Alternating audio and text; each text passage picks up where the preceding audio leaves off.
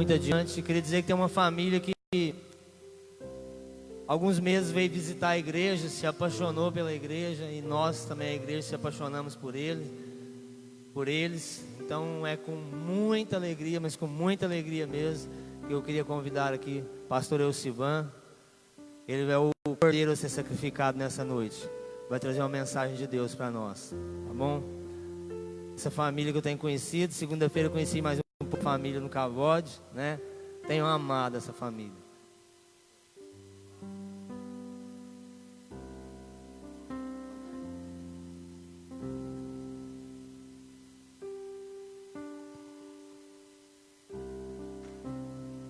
Amém. Cumprimento a igreja com a paz do Senhor Jesus. Como o pastor Wellington e o pastor João Paulo é alto, os demais pastores, né? Não tinha pastor baixinho. Então aqui vai ter que fazer uma mesinha para mim subir. Brincadeira, irmãos. Mas eu estou muito feliz por essa oportunidade, por essa confiança de trazer a palavra esta noite. Quando o pastor Wellington falou comigo há uns 15 dias atrás, ele falou: olha, vai ser o culto da Santa Ceia. E o Espírito Santo então gerou no coração uma palavra que está no Evangelho de Lucas, capítulo 23. Se você puder ficar de pé, eu quero trazer um tema que diz o seguinte: o espetáculo da cruz que mudou a história. Quando eu cheguei e vi esse cenário aqui que os jovens fizeram ontem, eu achei interessante como que Deus prepara tudo. Evangelho de Lucas, capítulo 23. Não sei se a sua tradução é a mesma que a minha, mas acompanhe, por favor, a partir do verso 33. Quando chegaram ao lugar chamado A Caveira, ali crucificaram Jesus, e junto com ele os dois criminosos, um à sua direita, outro à sua esquerda. Então Jesus disse: Pai, perdoa essa gente, eles não sabem o que estão fazendo. Em seguida tiraram a sorte com dados, e os soldados repartiram entre si as roupas de Jesus. O povo ficou ali olhando, e os líderes judeus zombavam de Jesus, dizendo: ele salvou os outros, que salve a si mesmo, se é de fato o Messias a quem Deus escolheu. Os soldados também zombaram de Jesus. Chegavam perto dele e lhe ofereciam vinho comum e diziam: se você é o rei dos judeus, salve a você mesmo. Na cruz acima da sua cabeça estava escrito as seguintes palavras: este é o rei dos judeus. Um dos criminosos que estavam crucificados ali insultava Jesus, dizendo: você não é o Messias?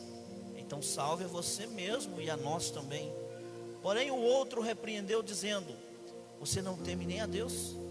Você está debaixo da mesma condenação que ele recebeu. A nossa condenação é justa, e por isso estamos recebendo o castigo que nos merecemos por causa das coisas que fizemos, mas ele não fez nada de mal.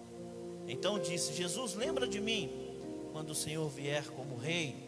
Jesus respondeu e afirma você que isso é verdade. Hoje você estará comigo no paraíso. Mais ou menos ao meio-dia o sol parou de brilhar, e uma escuridão cobriu toda a terra até as 3 horas da tarde, e a cortina do templo se rasgou pelo meio. Aí Jesus gritou bem alto: Pai, nas tuas mãos entrego o meu espírito. Depois de dizer isso, ele morreu. Quando o oficial do exército romano viu o que havia acontecido, deu glória a Deus, dizendo: de fato este homem era inocente. Todos que estavam reunidos ali para assistir aquele espetáculo viram o que havia acontecido e voltaram para a sua casa, batendo no peito em sinal de tristeza. E todos os amigos de Jesus, as mulheres que tinham seguido desde a Galileia, ficaram de longe olhando aquilo tudo. Amém? Fique à vontade, amados. Por que Lucas traz esse momento e ele escreve isso apresenta isso como um espetáculo? Lucas, que lá no capítulo 2, no verso 48, ele refere-se à cruz ele refere a Jesus como algo maravilhoso. Mas por que ele traz então como um espetáculo? Talvez a gente olhe e fale assim, mas é tão forte isso, essa afirmação? Espetáculo?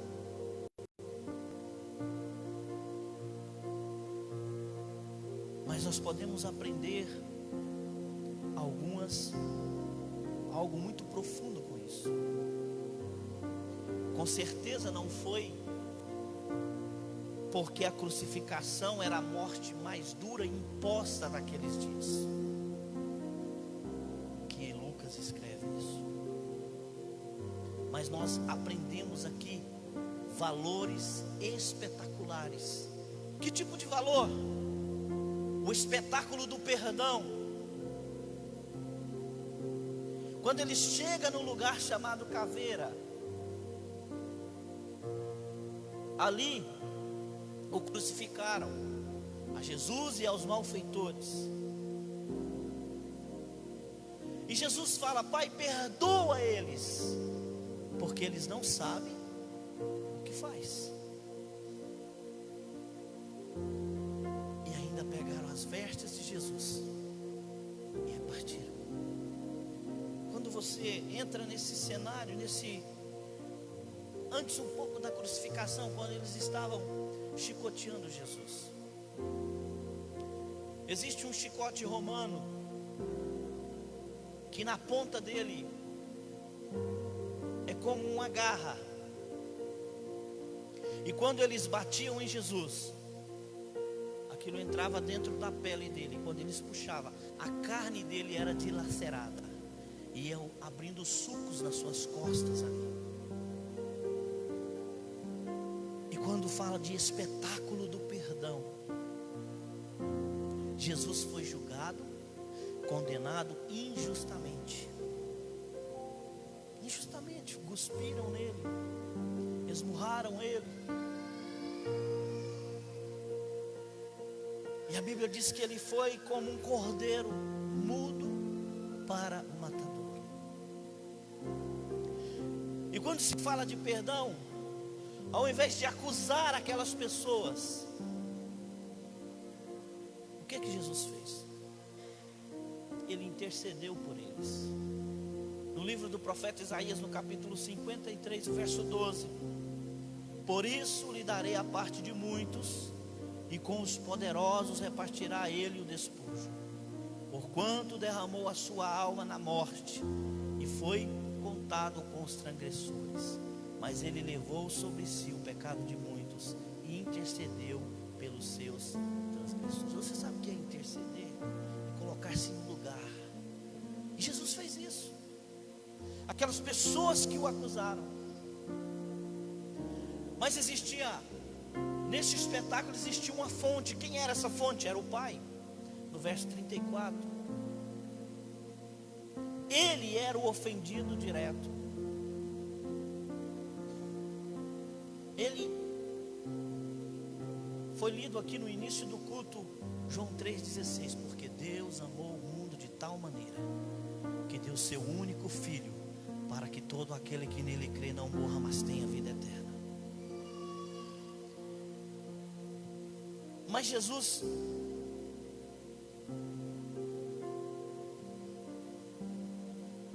ele fala: Pai, perdoa eles.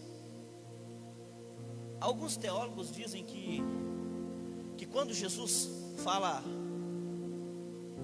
Pai, por que me abandonaste? Eloi, Eloi, lama sabachthani, por que me abandonaste? Alguns dizem que nesse momento Deus vira as costas. Mas por quê? Porque ele abandonou o filho? Não, para ele não ver tamanho sofrimento do filho,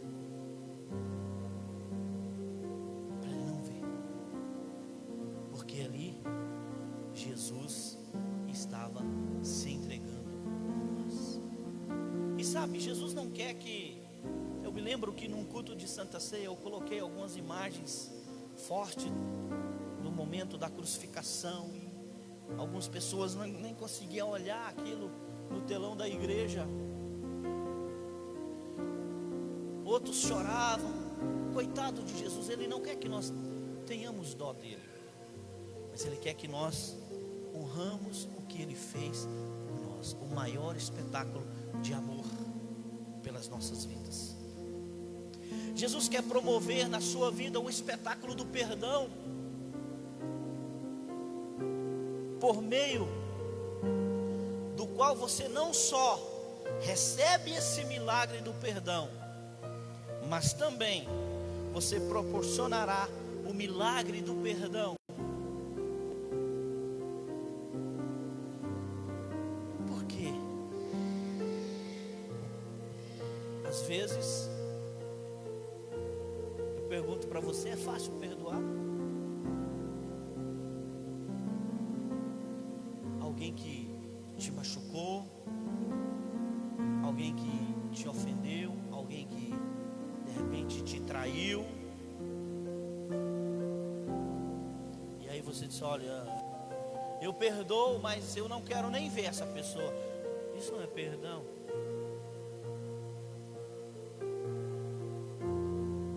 Perdão é você perdoar e amar o seu próximo.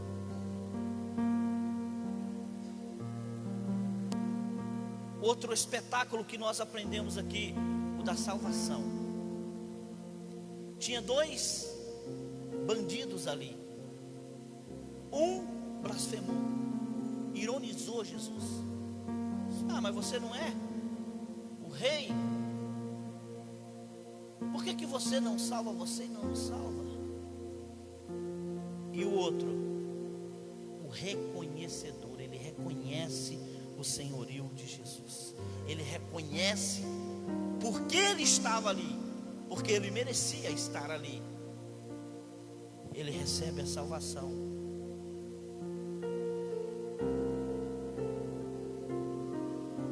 Ele recebe nesse momento. Se sorte existe, porque eu não acredito na sorte, eu acredito em Deus. Mas se sorte existe, esse cara foi o cara mais sortudo que pisou nessa terra. O cara condenado à morte física e à morte eterna, porque ali, e ele se arrepende e diz: Jesus, ó, lembra de mim. Quando o Senhor estiver lá, Jesus fala: hoje mesmo você vai estar lá comigo.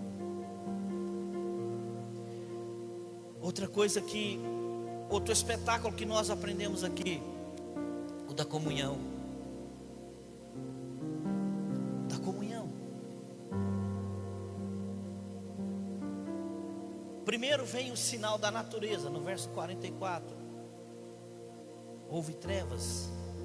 A natureza testemunha que na cruz do Calvário Deus estava em Cristo, abrindo o caminho extraordinário de uma aliança com Ele.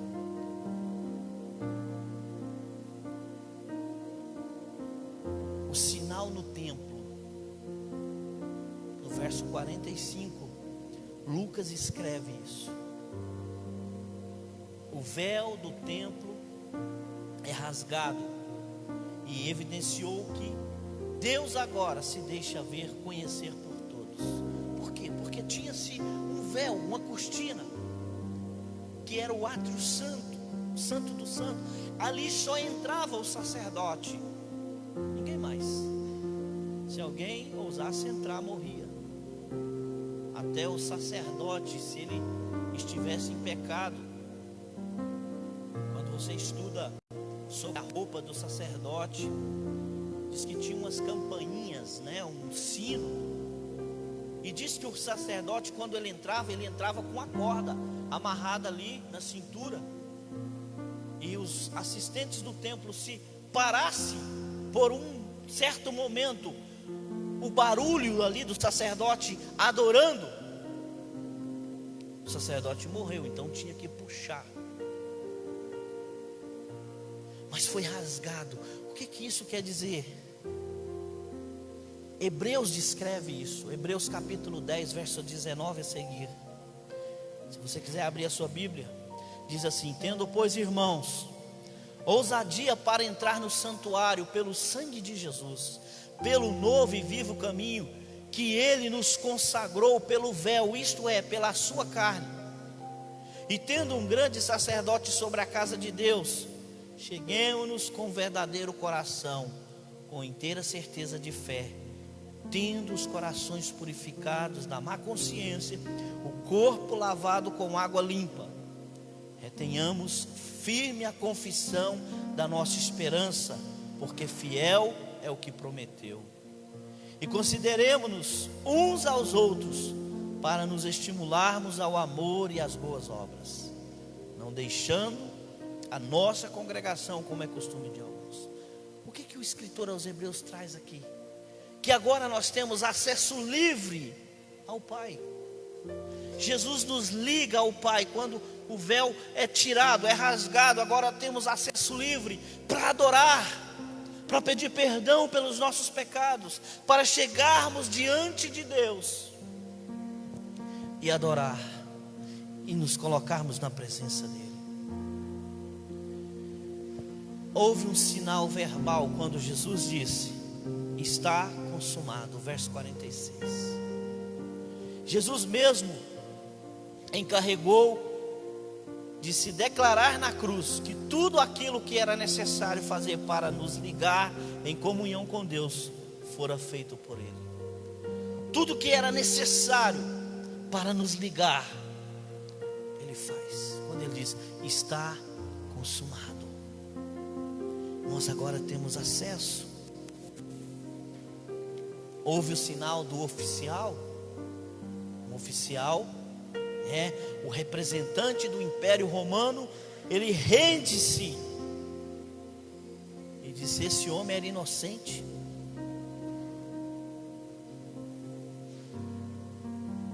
O que Jesus quer promover na sua vida hoje? O espetáculo da comunhão com o irmão. Quando nós trocamos o cálice, quando nós trocamos o pão, é comunhão. Quando nós abraçamos o irmão, é comunhão. Mas a nossa comunhão tem que estar também com Ele. Ele não te chamou só para estar com Ele eternamente no céu, mas para estar com Ele ligado também aqui na terra. E essa comunhão com Cristo, o que é comunhão? Você anda em comunhão com Ele? Nós temos que estar em comunhão na nossa casa, no nosso trabalho, onde quer que você estiver. As pessoas precisam ver Cristo em você. Elas precisam perceber isso na nossa vida, no nosso caminhar, no nosso falar. As pessoas precisam olhar e falar: você anda com Cristo, você tem comunhão com Ele.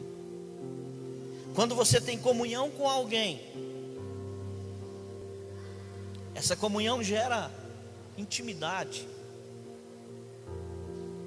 Você começa a compartilhar a sua vida com aquela pessoa, começa a compartilhar os seus segredos. E com Cristo tem que ser assim. Comunhão. Eu ando com Ele, Ele anda comigo. Nós caminhamos junto. Aonde eu vou, Ele vai. Então, esse espetáculo, né? Esse espetáculo, digamos assim, ele teve algumas reações. Primeiro, a multidão lamenta a retirada. Os conhecidos de Jesus ficam olhando de longe.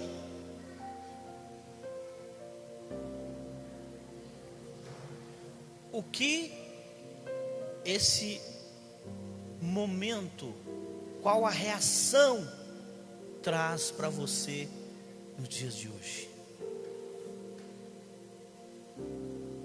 O que traz? O que me leva a ser um cristão? Essa semana eu estava fazendo uns reparos no meu carro e tinha lá uma pessoa, e a gente falando de igreja e tal, e ele disse: olha, hoje está crescendo os desigrejados, está crescendo muito, não tem igreja. Será que, onde está a comunhão dele? Porque Hebreus fala que não devemos deixar de congregar, porque nós alimentamos, e esse congregar gera comunhão, esse congregar gera conhecer pessoas. Quando você estuda o livro de Atos e vê o nascimento da igreja, a comunhão que se tinha aquela igreja, essa reação nos dias de hoje precisa trazer isso para nós. Então, a cruz, que é o grande paradoxo da Bíblia, de toda a história humana, e Deus, para salvar o mundo, escolheu esse meio de fazer pregar o seu único filho na cruz. E aí nós começamos a entender por que Lucas,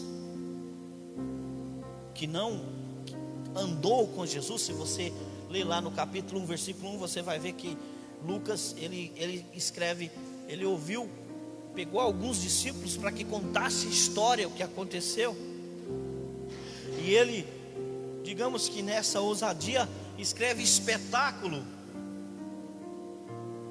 Mas aí nós entendemos que realmente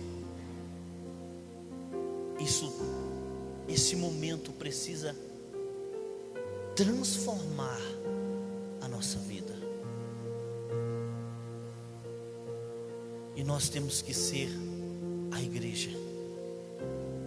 A igreja não é essas paredes, somos nós. Nós somos a igreja, e nós temos que fazer a diferença. Então Deus chama você hoje para que você experimente esse espetáculo, para que você experimente a liberdade de poder perdoar quem te ofendeu.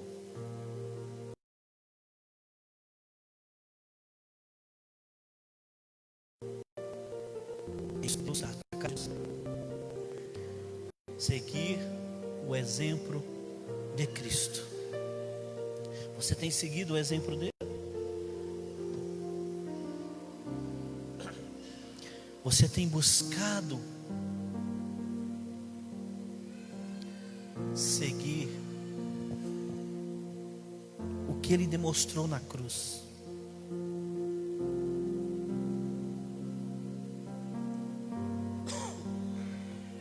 Algo muito forte.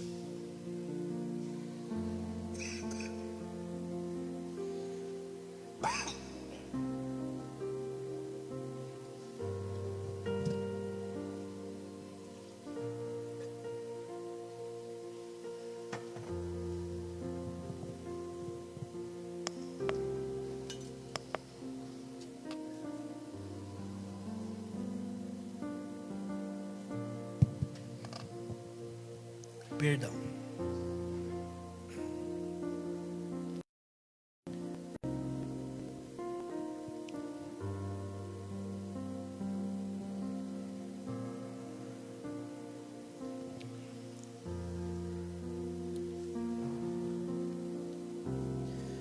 E eu encerro aqui, porque o tempo já não nos permite muita coisa, para que você faça uma reflexão.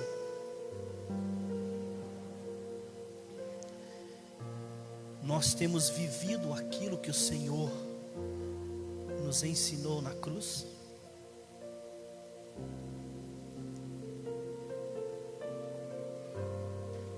Nós temos vivido e aprendido a perdoar, a amar, como Ele nos ensinou? Faça essa reflexão da sua vida. Amém? Fique de pé, igreja, eu quero orar.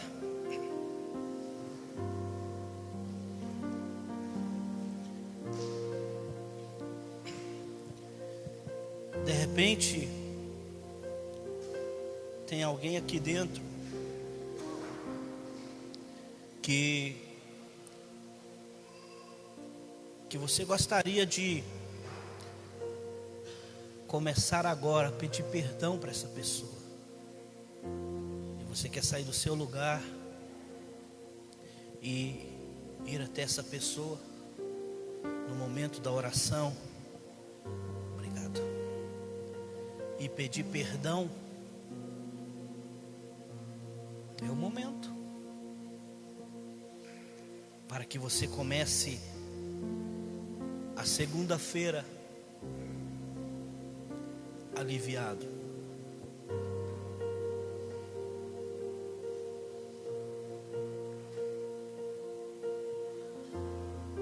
Feche os seus olhos. Pai, no nome de Jesus, nesse momento, aqui está a tua igreja, Senhor. Meu Deus, muitos às vezes sofrem por falta de perdão.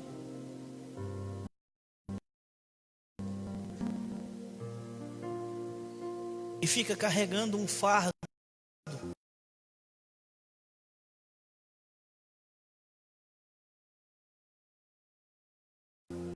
Não consegue dar. Mas o Espírito Santo ajude a pessoa a entender o quão é importante ela perdoar e mostrar o verdadeiro amor da cruz. Assim foi para conosco. Em nome de Jesus.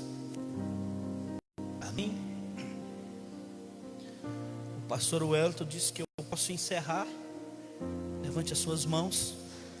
O grande amor de Deus, a graça do Senhor Jesus, comunhão, a consolação do Espírito Santo esteja com todos. E a igreja diz: Deus abençoe. Tenha uma boa semana em nome de Jesus. Pastor Wellington.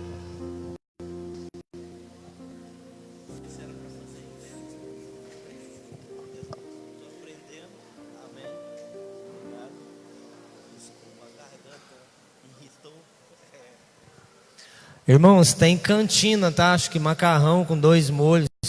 Ajudem lá comprando. Deus abençoe.